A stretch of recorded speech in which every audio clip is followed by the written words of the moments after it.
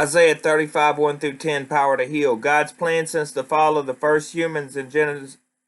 God's plan since the fall of the first humans in Genesis 3 has been to return all of creation to a restored and redeemed state.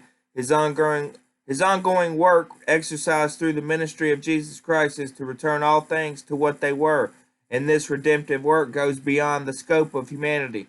True God's redemptive work will include the salvation of his people, who will be freed from the tyranny of sin forever. But God's plan also includes the salvation of a fallen world, which will be purged from the curse of sin and purified so that it radiates the very glory of God. Isaiah 35 stands in contrast to the promise of divine judgment in Isaiah 34. This later chapter describes God's promises, his willingness, ability, and intent to bring healing to this creation.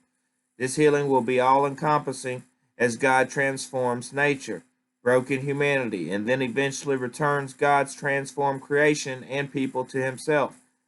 Though the Israelites would certainly find hope in these verses as they look forward to returning from their exile in foreign territory, we know that the greatest fulfillment of these verses and of God's glory will come when Jesus returns to the earth. We might look on these promises about God's power to heal with cynicism when we see them in light of life as it stands today. Here and now, we see much evidence to the contrary as wars, violence, pain, disease, and famine define our current reality. And even believers find it difficult to envision that they are on the road to a fully and completely healed creation.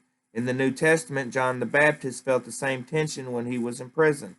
In response to John's own questions about whether Jesus was the one to bring about this kind of holistic redemption, Jesus pointed his cousin back to this very passage.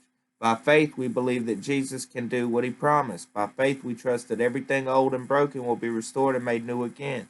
By faith, we believe that not only our souls, but also our bodies and the rest of creation around us will be redeemed.